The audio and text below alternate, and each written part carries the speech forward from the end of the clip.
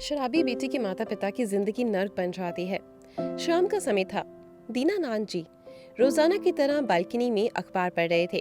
तभी मालती जी अंदर से आवाज लगाई, ए जी सुनते हो? मिश्रा जी और उनकी पत्नी दोनों लोग शाम में पार्क में टहलने जाते हैं, उधर ही अपना कुछ समय बिताते हैं। हमें भी बोल रही थी, आप भी क्यों नहीं आती? बाहर निकलने से थोड़ा हंसना बोलना हो जाएगा, मन को थोड़ा सुकून मिलेगा। ऐसे में घर में पड़े पड़े और बीमार हो जाएंगे। थोड़ा टहलने से खून का दौरा भी सही हो जाता है। चलिए, सही कह रही हो, घर में बैठे बैठे दिमाग हमेशा अशांत रहता है। दोनों लोग पार्क में चलेंगे। वहाँ उनकी उम्र के बहुत सारे लोग आए हुए थे। सभी लोग आपस में बैठकर बातें करने लगे।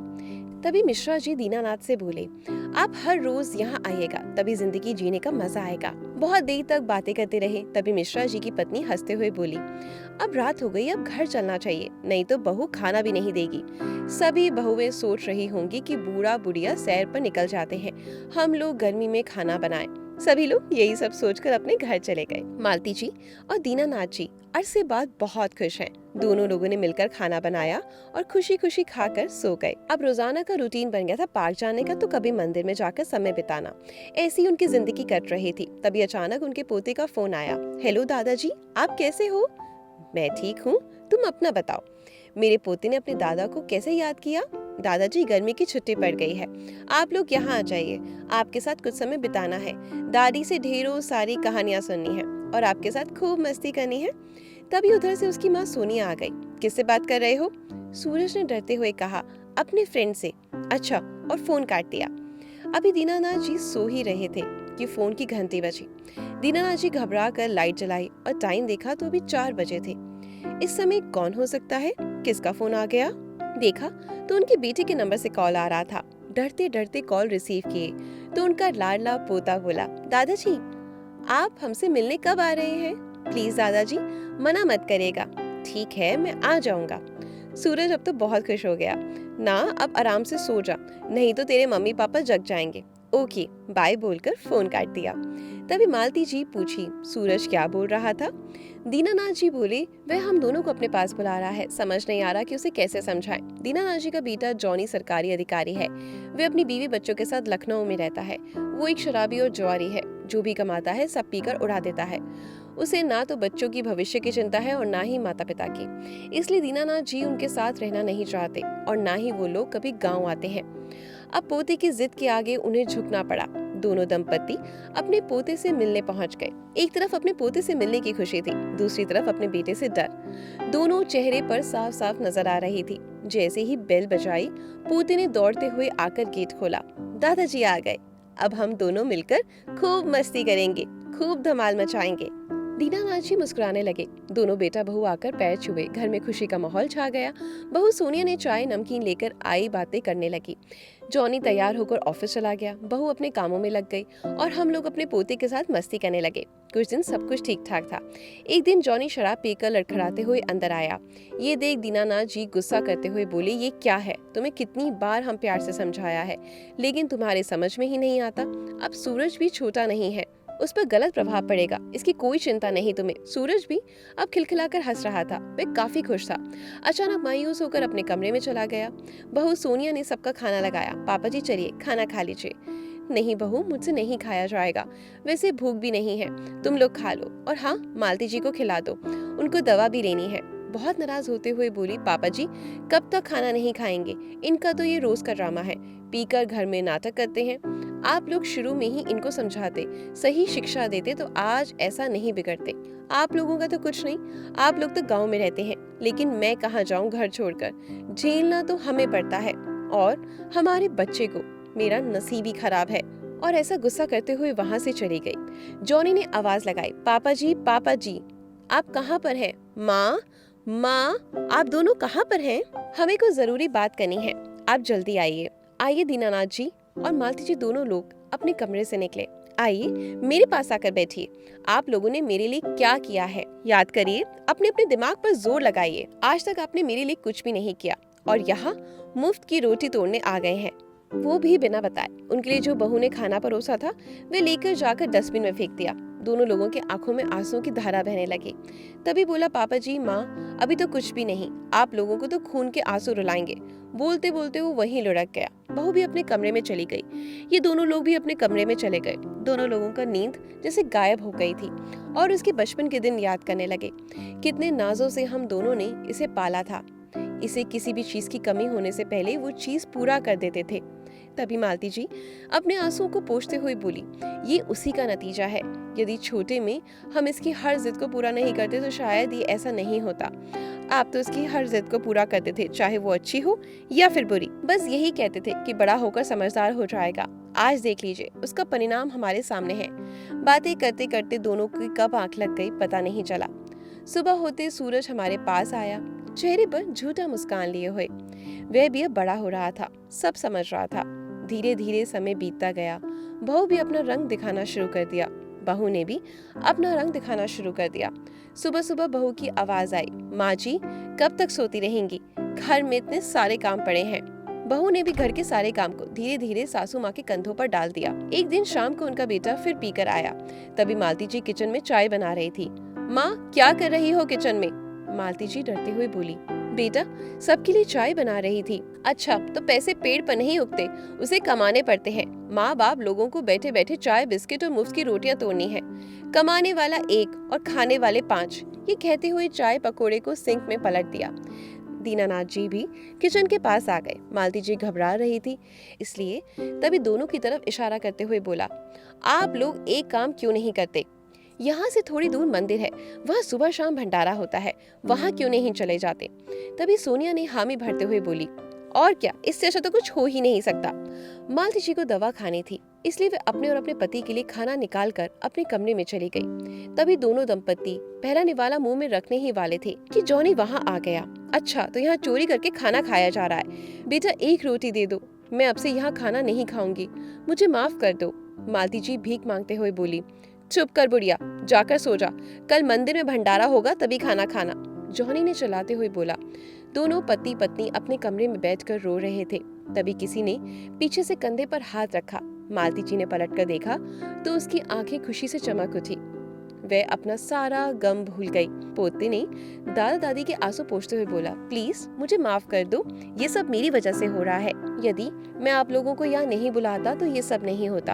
और वो भी रोने लगा। पोते ने रोते हुए कहा, दादाजी पापा बहुत गंदे हैं, मुझे इनके साथ नहीं रहना, मुझे अपने साथ आप गांव ले चलें। वे हमेशा घर में ऐसे ही करते हैं, वे आपसे बिल्कुल प्यार नहीं करते। तभी दरवाजा खुलने की आवाज आई। सभी लोग डर कर, बेटा जा, चुपके से अपने घर में जाकर सो जा, नहीं तो तुम्हें भी बहुत मारेगा। चुपके चुपके अपने कमरे में जाकर सोने का नाटक करने लगा। उसकी माँ देखने आई और देखकर चली गई। तभी सूरज अपनी आंखें खोल सोचने लगा, मैं बड़ा होकर अपने दादा दादी को अपने घर में अपने साथ रखूंगा। एक दिन जॉनी के दोस्त घर पर आने वाले थे, तो जॉनी ने गुस्सा करते हुए बोला, आप दोनों अपने कमरे से बाहर मत निकलना, वरना मेरी बेइज्जती हो जाएगी। अपनी बेटी की बातें सुनकर दोनों पति पत्नी की आंखों से आंसू की धारा बहने लगी। मेरा बेटा बहुत बड़ा हो गया है, उसे हमें अपने माता पिता कहने में भी शर्म आ रही है। दीनानाथ जी बोले, अब और नहीं झेला जा सकता। सोच रहा हूँ कि सुबह कल सभी लोग सोए रहेंगे, तभी हम लोग गाँव निकल जाएंगे। दोनों लोग आंख बंद करके सोने की कोशिश करने लगे। कुछ देर बाद ही सभी लोग आ गए। हाय हेलो कैसे हो जी, आवाजें दीनानाथ जी के कान में पड़ने लगी। उन्होंने मालती जी से बोला, मालती जी अब आप बाहर मत जाइएगा, लगता है उसके फ्रेंड आ गए हैं। तभी मालती जी बोली, मैं क्या करने जाऊंगी बाहर। इधर सभी लोग मिलकर पार्टी करने लगे। फुल धमाल हो रहा था। तभी सोनिया अपने हाथ में नाश्ता लेकर आई। नाश्ते में जलेबियां, समोसे, कचौरी और भी बहुत कुछ था। सूरज अपने कमरे से छिपकर ये सब कुछ देख रहा था। उसने खुद से कहा, मम्मी पापा तो दादा दादी को खाने के लिए कुछ भी नहीं देते और इन लोगों को इतनी अच्छी अच्छी चीजें खिला रहे हैं। ये लोग जैसे ही शराब का बोतल खोलने लगे तभी दीनानाथ जी को खांसी आ गई। खांसी बहुत तेज होने लगी। मालती जी पानी के लिए दौड़ती हुई अपने कमरे से निकली। घबराहट में उनके पैर लड़खड़ा गया और वहीं पर सबके सामने गिर पड़ी। सभी फ्रेंड्स घबरा गए और पूछने लगे, जॉनी ये कौन है? ये हमारी मेड है। तभी सूरज दौड़ते हुए आकर अपनी दादी को उठाने की कोशिश करने लगा और सभी की तरफ देखकर बोला, ये कोई मेड नहीं, हमारी दादी है। लेकिन आप लोग क्या समझेंगे, माँ और नौकर में क्या अंतर होता है? फिर अपनी दादी को लेकर जाकर उसने बेड पर बिठाया और दादाजी को पानी पिलाया। उधर उसके सभी दोस्त गुस्सा करने लगे। पूरा मूड खराब कर दिया यार, आना ही नहीं चाहिए था। जॉनी तुमने हमें बुलाया ही क्यों? हम कहीं और पार्टी कर लेते। सभी दोस्त भुनाते हुए अपने घर चले गए और जॉनी का गुस्सा सातवें आसमान पर था। तेरी इतनी हिम्मत कि मेरे दोस्तों के सामने आ गई। ये बोल वे अपनी माँ को मारने लगा और धक्के देकर दोनों पति पत्नी को घर से बाहर निकाल दिया। दीनानाथ जी गिड़गिड़ाते हुए बोले, बेटा इतनी रात को हम कहाँ जाएंगे? आज रात भर रहने दो, सुबह होते ही चले जाएंगे। चिल्लाते हुए जॉनी ने बोला, जहाँ जाना है जा, यहाँ से दूर जाओ, कहीं भी मरो, हमें कोई मतलब नहीं। सूरज सब देख रहा था, उसकी आंखों से आंसू की धारा बह रही थी। तभी वह हिम्मत करके अपने पापा से बोला, पापा आप बिल्कुल अच्छे नहीं हो, दादा दादी के साथ आपने बिल्कुल अच्छा नहीं किया। तभी जॉनी ने डांटते हुए एक चाटा उसके गाल पर दे मारा। ज्यादा जबान चलाने लगा है, जाके कोने में बैठ। 2 घंटे बीत गए लेकिन किसी ने दरवाजा नहीं खोला। उन लोगों ने उसी मंदिर में जाने का फैसला किया जहां रोज भंडारा खाने जाते थे। दोनों पूरी रात मंदिर की सीढ़ियों पर बिताई। सुबह होते ही अपने गांव चले गए। फिर अपना पुराना रूटीन बना लिया। सुबह शाम पार्क में जाकर कुछ समय बिताते और अपनी थोड़ी देर के लिए दुख को भूल जाते। उधर जॉनी ने अपना सारा सेविंग शराब पीने और जुआ खेलने में खत्म कर दिया और उसकी ऐसी हालत हो चुकी थी कि वह अपने रिश्तेदारों से भी पैसे मांग कर पीने लगा था। धीरे धीरे सूरज भी बड़ा हो गया था। जैसे ही स्कूल की छुट्टी मिलती वह सीधे अपने दादा दादी के पास आ जाता और उनकी सेवा करता। उधर जॉनी के पास कुछ भी नहीं था। सभी गरीबी रिश्तेदार भी उनसे मुंह मोड़ने लगे थे। कोई भी उसे 1 रुपए नहीं देता और वह अपने पत्नी को अपने झांसे में लेने के लिए बोला, इस करवा चौथ पर हम तुम्हें हार गिफ्ट देना चाहते हैं लेकिन पैसे नहीं है। मैं सोच रहा हूँ कि गांव का घर बेच दूं, उससे जो पैसे आएंगे तुम्हारे लिए हार खरीद दूंगा। सोनिया हार का नाम सुनकर बहुत खुश हो गई। उसे और किसी चीज से मतलब नहीं था, बस पहनने खाने और अपने शौक पूरा करने में मग्न थी। अपने पति को तुरंत गाँव भेज दिया। अचानक जॉनी को देखकर बूढ़े माता पिता का कलेजा कांप उठा। मालती जी अपने बेटे जॉनी से बोली, अब क्या बचा है जो यहाँ पूरा करने आया है? तो जॉनी ने बोला, एक जरूरी कागजात पर पापा का साइन चाहिए, ऑफिस में सबमिट करना है। और कहते हुए कागज पर साइन करवा लिए और गांव के किसी रईस को उस घर को बेच दिया। 2 दिन बाद गांव का एक आदमी आया और बोला, ये घर खाली कर दो। दीनानाथ जी बोले, क्यों? ये मेरा घर है, इसे मैं क्यों खाली करूं? ए बुढ़िया, अभी तेरा बेटा कुछ नहीं बताया क्या? अब से ये घर मेरा है, मैंने उसे पूरे 50 लाख दिए हैं। तभी दीनानाथ जी को अचानक याद आया कि वे आते ही जिस पेपर पर मेरे साइन लिया था वे इसी घर के थे। दीनानाथ जी सिर पर हाथ रखकर बैठ गए। मनी मन अपने आप को कोसने लगे कि मैं कितना पागल हूँ, इस नालायक बेटे पर कैसे भरोसा कर लिया। तभी उनका बेटा हंसते हुए आया, अब आप लोग यहाँ अकेले रहकर क्या करेंगे? चलिए वृद्ध आश्रम छोड़ देता हूँ, वहाँ अपना बचा हुआ जीवन आराम से बिताइएगा। सूरज दीनानाथ जी के पैर पकड़कर रोने लगा। नहीं दादाजी, आप कहीं नहीं जाएंगे। उन्होंने रोते हुए अपने पोते को गले से लगाया और अपने पोते को समझाने लगे, बेटा जब तुम हॉस्टल जा रहे हो तो कितना रोए थे, वैसे ही हम भी जा रहे हैं। वो हमारा नया घर होगा, वहाँ सभी मेरे जैसे बूढ़े लोग होंगे। धीरे धीरे उन लोगों से हमारी दोस्ती हो जाएगी। तुम्हारा जब भी मिलने का दिल करे तो तुम वहाँ आ जाना। सूरज सब समझ गया था। मन ही मन बोला, दादाजी आप हमें नहीं बताएंगे, फिर भी मैं सब समझ रहा हूँ, और दुखी होकर चला गया।